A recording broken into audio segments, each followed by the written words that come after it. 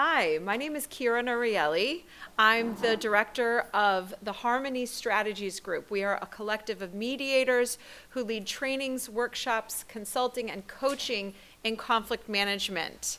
I am moderating the panel today. I'm really excited about this panel because we have a palette of different places and topics that we're going to be talking about. Without further ado, we're going to start with our first presentation, which is about identity in Ireland. Good morning, and thank you all. I am very happy and grateful to be here, and I wish in particular to express my gratefulness to the ICERM for having me here, even if I'm at the very start of my researching career. My name is Elisa Cofini, and I am Italian, but I live and study in Belfast, Northern Ireland, where I'm attending a Master in Conflict Transformation and Social Justice at the Mitchell Institute at Queen's University of Belfast. At the same time, I'm working in a human rights law firm. So the full paper is quite long and is an excerpt of my LLM dissertation focused on the issues on Northern Irish identity. But today I will have the time to focus only on a few insights, and I will be very happy to receive all your questions either on my email address or at the end with a Q&A. So today I would like to expose you the reasoning according to which I've joined a small group of scholars who are swimming upstream and have decided to refute the use of the word terrorism. But in the first place, I have to tell you why. So words matter, especially in conflicted societies, as I would define Northern Ireland today. Language can promote either war or peace, and every term choice can be seen as a political statement, since it reflects ideology and identities issues. The instrumental usage of language can be turned into a proper war of words. There are countless examples I could make on this purpose, but I will stick on the most classic. The Troubles, which is the history book name of the conflict in Northern Ireland, is still a highly contested term, seen as mocking, more than simply euphemistic, by most of the people directly involved with the conflict, belonging to both the communities, the nationalist and the unionist. The use of the term war or civil war are also highly debated. But there are many other examples that affect me in my everyday life. For example, some of my friends have decided to fine me every time I say Northern Ireland instead of the north of Ireland, which they prefer for ideological reasons. And so you can understand that when those sorts of issues, of wars of words, are applied to people and are attached to them as labels, the discourse gets more and more sensitive. I've put a little bit of history here, just because I'm not sure how much you have background on this, but what I want to focus on is that on August 9th of 1971, the Stormont administration in Northern Ireland introduced the imprisonment of people suspected of being terrorists in absence of a previous trial. This operation was conducted overnight and became well known as internment without trial. It was further recognized a proof of poor intelligence, since it had targeted many innocent people whose identity was, to say at least, negligently mistaken. For instance, the army received the specific guideline to arrest all men over 18 at the addresses where they could not find the suspects. So these people were subjected to these and many more violations of human rights, which were never acknowledged by the formal justice system. And this is why last year it took place an independent internment tribunal on prison protest, whose board included the famous barrister Michael Mansfield and the Canadian Supreme Judge, as well as local experts in the law and medical fields, in order to listen to the evidence regarding allegations of ill treatment from ex-internees. The findings will be revealed shortly, so I hope I raised your curiosity about this today, and you will keep updated on that.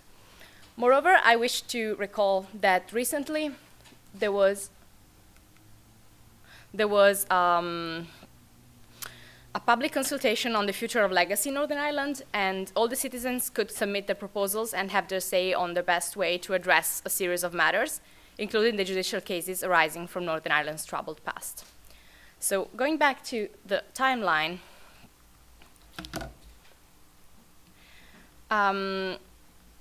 At first, under the Secretary of State White Law in 1972, it was introduced a special category status for prisoners convicted of terrorist offenses, which meant that Republican and Loyalist prisoners enjoyed certain privileges not granted to non-paramilitary inmates, such as wearing their own clothes. As a result, the internees started to see themselves as prisoners of war and had expectations to receive amnesty once the conflict was over. But subsequently, with the Terrorism administration, they decided to take the status away, and from the 1st March 1976, the status was taken away and they were criminalized, which means that they were compared to ordinary criminals and received the same treatment.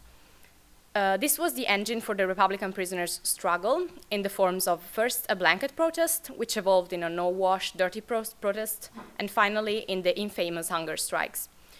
The expected amnesty in the end was granted in the referendum for the approval of the Good Friday Agreement in 1998. But the former internees are facing numerous obstacles and barriers in their attempt to fully reintegrate back into society, finding a job, accessing housing benefits, but also traveling. Some of them, for instance, are not welcome in the US. And this is due to the fact that amongst the numerous conditions placed upon the release, they continue to hold a criminal record, no matter the length of the time spent in prison, even if they were interned just for 1 day, even if they were interned by mistake with Operation Demetrius. It's due to the particular nature of their offenses.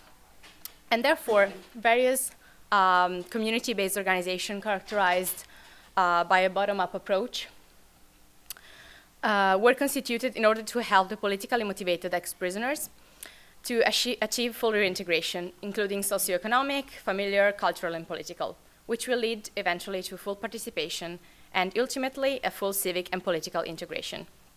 Amongst these organizations, I would like to leave you the name of one, Koiste na Nyarchimi, which is the Irish for Committee of Ex-Prisoners.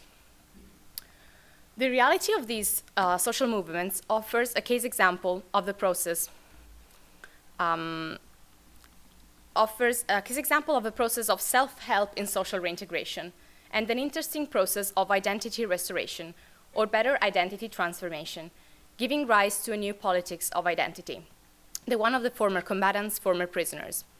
After leaving the IRA and the armed struggle, in which there was a military hierarchical framework, and following the release from prison, in which they stayed united thanks to the battle for the recognition of the prisoners of war status, they finally managed to build new structures to develop a renewed identity.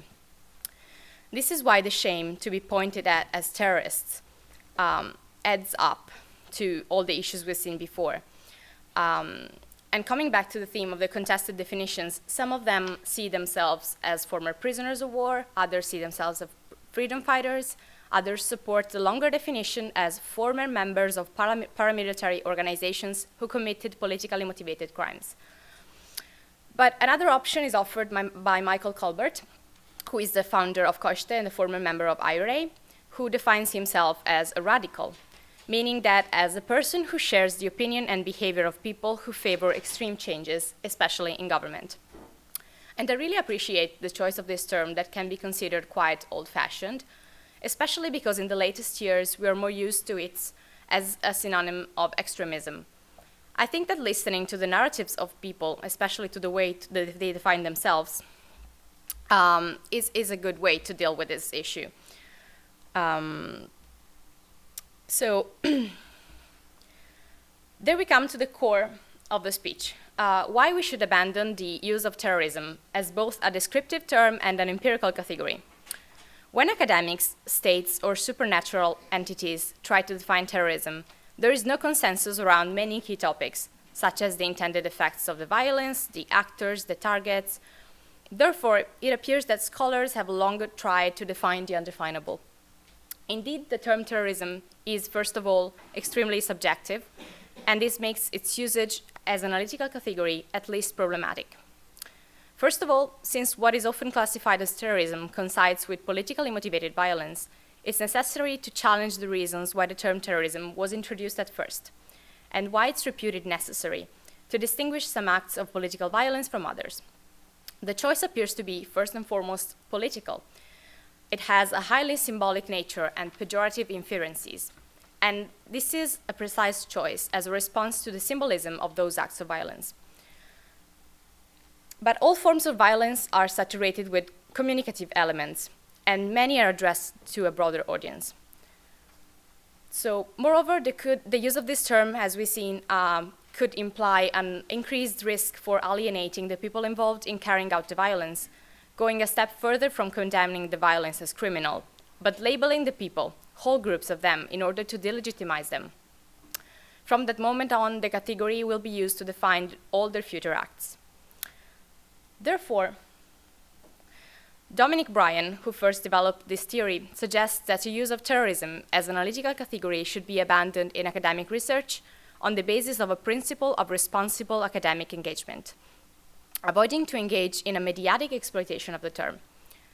Other scholars are concerned that a terrorist paradigm, naturally politically and pejoratively characterized, may be used in an instrumentalist fashion, or in other words, that this argument could be applied selectively. Analyzing the Northern Irish situation more closely, it can be argued that various aspects of social and political life in Northern Ireland post-Good Friday Agreement demonstrate the frequent and sustained use of the term terrorism and terrorists in the media and political discourse have important implications for the transition out of violent conflict.